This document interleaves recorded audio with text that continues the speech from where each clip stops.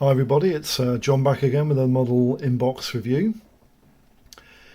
I'll give you a couple of seconds to have a guess at what this aircraft is because it's not an easily recognisable aeroplane and it's not that popular in the modelling world, covered by different modelling companies.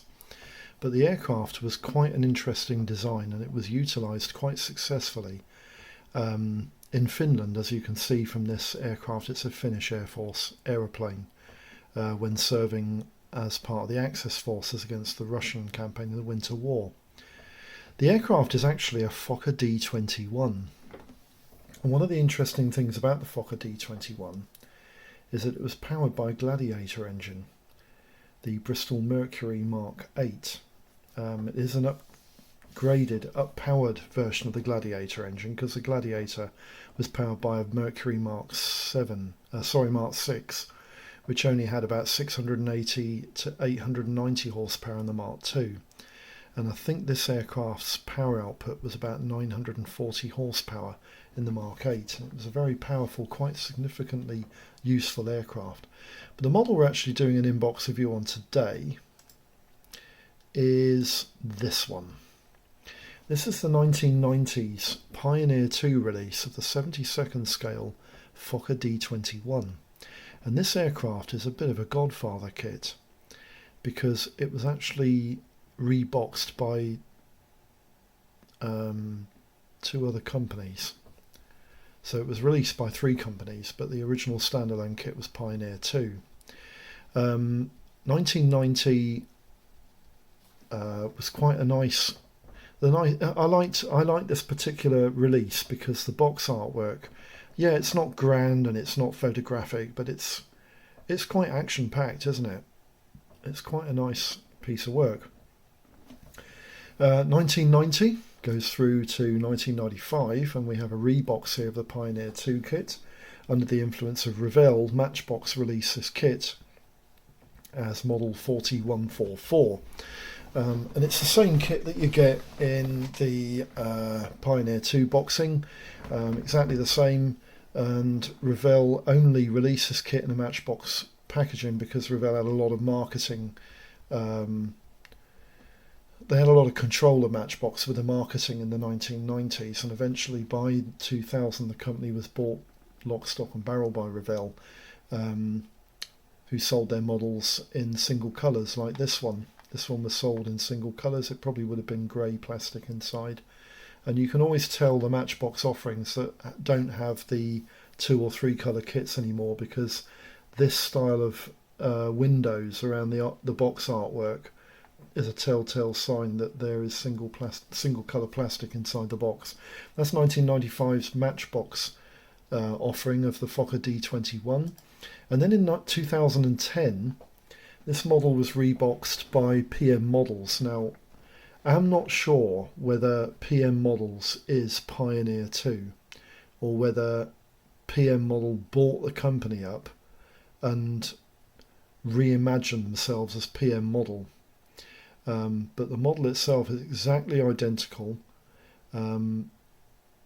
It's got finished markings in the PM Model. I believe the Pioneer 2 kit, and we'll get into it in a minute, it's got finished markings. I've just looked at the back. It's definitely got finished markings. And the PM Model is still available nowadays. You can buy this kit quite inexpensively from PM Models in your local model shops if they supply PM Models. But that's a 2010 rendition.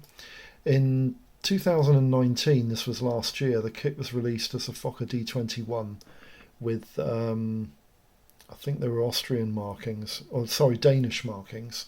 Can't remember what markings these are. Honestly can't remember what markings they were. But the aircraft, as you'll see in a minute, can be built with either skis or skis or wheeled undercarriage. And this year, in 2020, the aircraft was supposed to be released with Dutch markings as well. But I haven't seen it on the shelves. Obviously, maybe the company's been shut down for lockdown in Turkey, where they're made nowadays. PM Model's a Turkish company. I think Pioneer 2 was a Turkish company as well. which is interesting. But that's the last rendition. Obviously, it's not come out yet, but it probably will come out pretty soon after lockdown's been lifted across the world.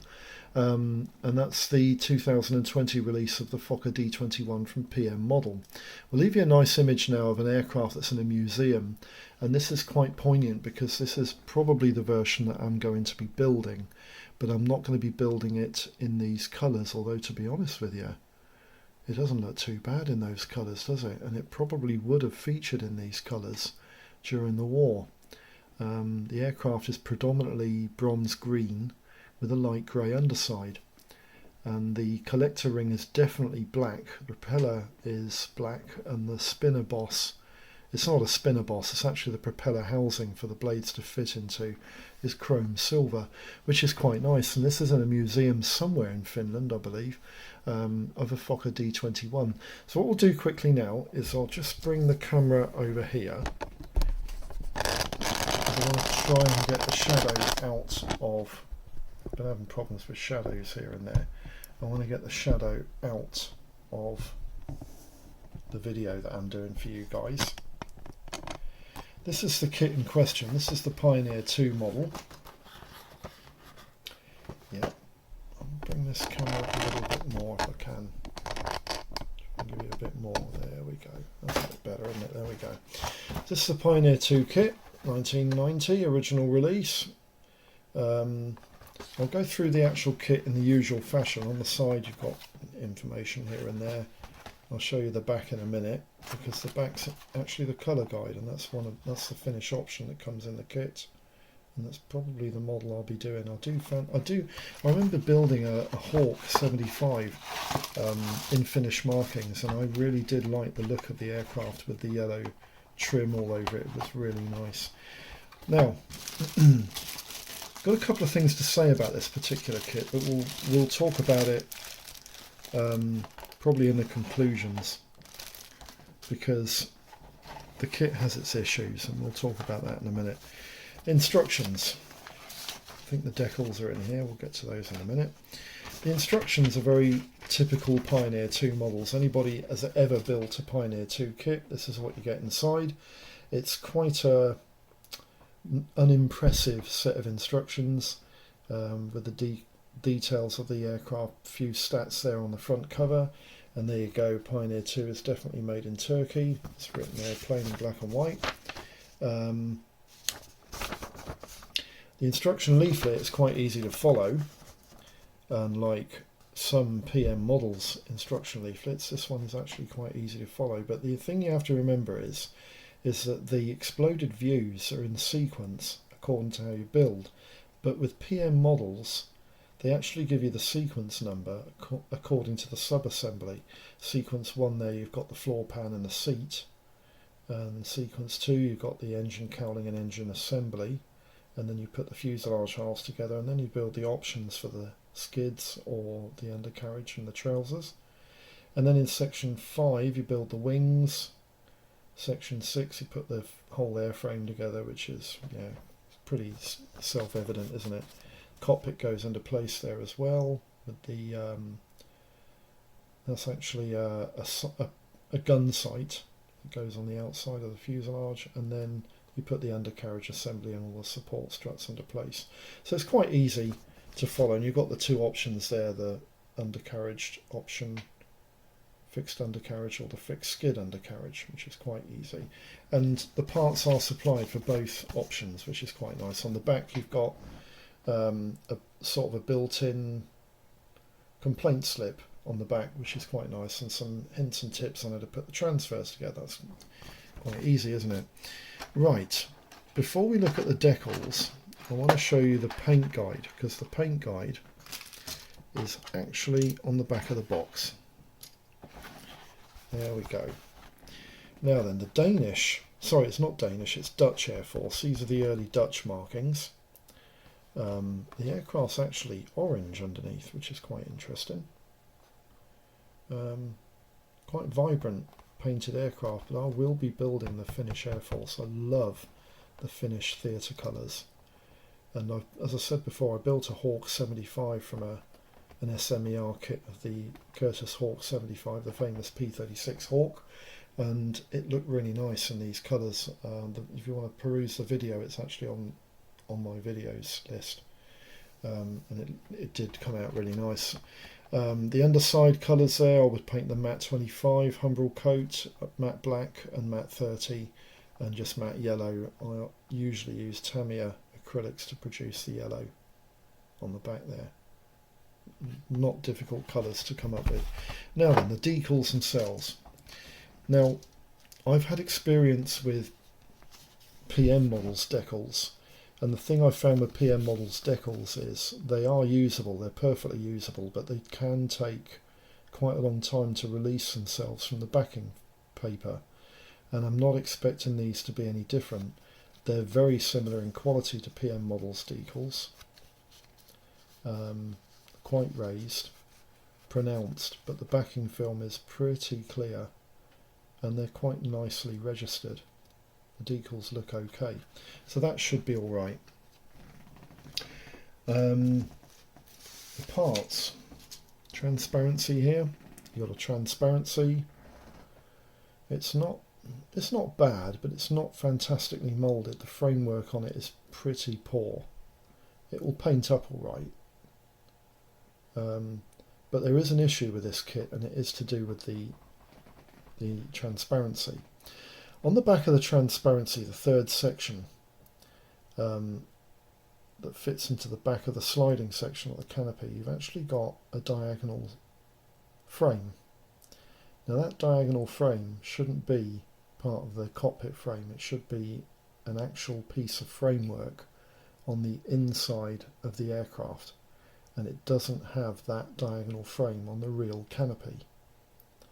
The thing that's interesting is that Frog built a Fokker DR1, a Fokker D21, and their canopy doesn't use that diagonal frame, but it hasn't got any framing inside the cockpit whatsoever. Hasn't got anything there at all. And I'm looking at this image of the Fokker D21 on the computer, and that frame is definitely on the inside of that panel. And also the back of the frame itself it's about the right angle. It does dip down, but the canopy is definitely the wrong shape. It should be much more angular, and the windshield, it's similar sort of angle, but it's shorter. It doesn't appear to be that it's not angled enough. It's not boxy enough, if you know what I mean. It's got the curves to the framework are too much. I don't need to go through that part there because that part is on one of the sprues, and we'll have a look at this sprue first because this sprue is probably the most uninteresting. You've got one of the things that's interesting, and the pro builders actually state this, is that the Pioneer 2 kit, unlike the Frog kit, has actually got a floor pan inside the cockpit canopy. In the Frog kit, all you've got is a pilot seat and a pilot, but this kit has a floor pan and a pilot seat, but it hasn't got a damn pilot. There's no pilot in the kit at all, as with all Pioneer 2 kits and PM model kits. But the parts, they're quite nicely cast, you know, they're not bad at all. They've got proper location pins, and the actual, yeah, there's a bit of a sink mark. That's a bit unfortunate, isn't it? There's a sink mark there, which is unfortunate. Also, I do believe that the tailplane is supported by struts. I can't remember whether they're actually a feature of the model. Yeah, they are. They are a feature of the model. They're parts 36 and 35. And 36 and 35 on here don't appear to be in the model. Oh yes, they are. They're there. Can you see these two struts that are on here? These are the two tailplane struts.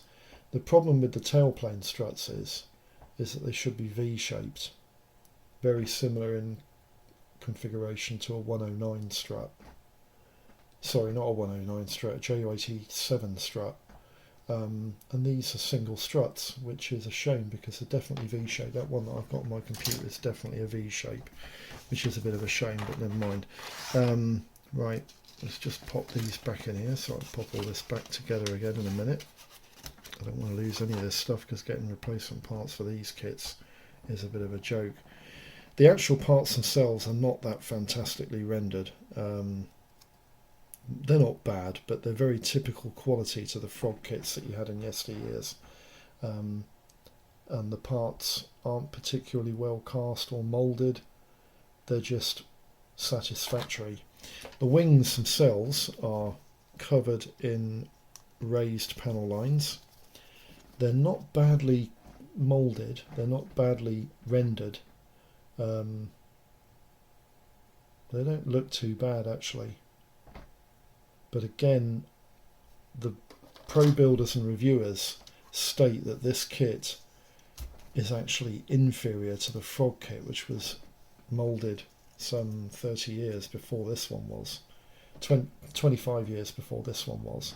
And the fuselage isn't as accurate as the Frog kit, but the engine cowling is more accurate than the Frog kit, which is interesting. And again, I'm looking at this engine cowling, and it definitely has the bulges around the cowling behind the collector ring are completely omitted in this part. But there is an interesting thing about the D21. It was actually powered by two different engines. The early variants that were built for the Dutch Air Force were built with Mercury engines, Bristol Mercury engines, which were Gladiator engines, and the engines that went into the Finnish production build aircraft were actually American Wright Cyclone Junior engines, and they were slightly more powerful and lighter, which was interesting. But the engines in this particular aircraft is actually a Mercury, because the Mercury required the bulges for the injection system that went into the top of each engine, which is interesting, into the top of each cylinder. So that's basically the parts. The parts are very run-of-the-mill. The kit is pretty much run-of-the-mill, and I'm not expecting it to build into a fantastic kit, but it probably will be okay. We'll just go through the gumph and see what we've got here. The kit we're doing a review on is the Pioneer 2 Fokker D21. It's released in 1/72nd scale. Its release date was 1990, and its serial number is 3004. There are decals for two versions, one a Dutch Air Force aircraft from 1939, and the second is a Finnish Air Force from the Winter War of 1941. The model's dimensions are about 4.5 inches long by 6 inches span by 2 inches high. It should sit about 2 inches high in its undercarriage, and there are 36 parts on 3 grey plastic sprues and 1 clear part, producing 37 parts in total. Now the options and costs aren't that many, to be honest with you, but they are quite interesting. In 144 scale, there's a company called Cami Decora Cora, and they produce a resin kit of the Fokker D21, which actually is really nice. I've got no pricings available on this. There's not a lot of pricings available on any of the options, but some of the options I'm guessing are going to be quite dear. In 72nd scale, which is the most abundant options available, there's a resin kit made by Aviation USK. No pricings available on that, and also Checkmaster Resins, they produce a resin kit of the D21, and no pricings available on that. The original Frog kit, I have seen this kit go for as much as 40 quid, but usually it's about £15. But I haven't got any fixed options pricings on this particular kit at the moment, because at the time of going to press, there weren't any available anywhere on the internet. KA and OK Wasp Productions produce a white metal and VAC4 multimedia kit. No pricings for that D21. Cora Models, they produce another model injection molded of the D21. Again, no pricings available on that. MPM build a very nice Fokker D21 for about £17 to £23. The Pioneer 2 option of the Fokker D21 retails for about £10 to £12. And Special Hobby also build a relatively good kit for about £14 to £17. Airlines, this is Frog Airlines. They rebox the Frog kit. No pricings available on that. Chernomorskaya Uruska produce a D21, which is the rebox Frog kit. No pricings on that. Hobby Holding produce a rebox Frog kit. No pricings on that. The Frog kit is also released by Intec Johan, Novo, Sega Model and Triang Frog. Again, no pricings for any of those. Matchbox produced a Reebox Pioneer 2 kit. No pricings available on that, but it's probably about 15 quid. And PM Models rebox the Pioneer 2 kit, and that goes for anything from £5 to £15. In 48 scale, there are actually three quite nice options. The first is by Classic Airframes, and this is probably the easiest to build of the three and one of the nicest. No pricings available on that, but I have seen one go last year for around about 35 quid. Vac Wings produce a white metal and vac form model kit of the D21, no pricings available on that. And Wings Model Incorporated produce a white metal and vac form kit. Now I can't guarantee this, but it does look remarkably like the Vac Wings kit, so I'm suggesting it is probably a reboxed Vac Wings kit. No pricings available on that. Special Hobby have also reboxed the Classic Airframes kit for £26 to £39. Now you can also get this kit in 1/32 scale. There's a company called ID Models, and they produce a vac form kit of the D21, no pricings available. Silver Wings produce a really nice white metal photo etch parts and resin cast kit of the D21. Again, no pricings for that, but most of their models retail for well over 100 quid. And Trigger Models, they rebox the ID model of the vac form kit of the D21. Again, no pricings available on that. Now then, conclusions. The Pioneer 2 kit is like the Frog kit, not without its issues, especially accuracy and fit, but they are both cheap and cheerful and do go together relatively okay. The fin and undercarriage are particularly inaccurate, and the lack of detail to the exterior of the engine cowling is also very apparent. Models worthy of note are the MPM kit in 72nd scale. The interior is absolutely superb, and the Classic Airframes kit in 48 scale, which is said to be the most accurate D21 on the market. I hope this video has been of some use. If you've got any queries, questions, just pop them in the comments and I'll get back to you in the usual fashion. And I hope all your projects are running smooth and that you're having fun. That's the important thing. Thanks for tuning in, and I'll catch you for the next one. Bye bye for now.